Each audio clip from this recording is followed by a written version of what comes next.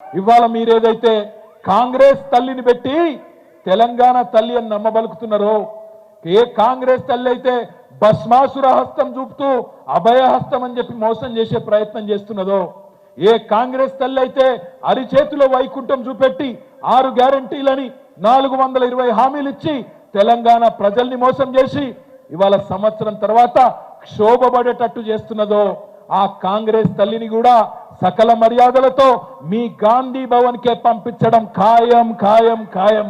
ఇది రాసి పెట్టుకో రేవంత్ రెడ్డి అని నేను చెప్తా ఉన్నా. ఇవాళ ఏ ఒక్క కాంగ్రెస్ సన్యాసో, ఏ ఒక్క చరిత్ర తెలియని మూర్ఖుడో చరిత్రను మారుస్తా అనుకుంటే అది వాళ్ళ అవివేకం అవుతుంది. కానీ మనం జాగ్రత్తగా ఉండకపోతే, మనం అప్రమత్తంగా ఉండకపోతే, పెద్దలు చెప్తారు, సింహాలు తమ గాథ తాము చెప్పుకోకపోతే, సింహాలు తమ కథ తాము చెప్పుకోకపోతే వేటగాళ్ళు చెప్పే పిట్ట కథలే చరిత్రగా మారుతాయని చెప్తారు.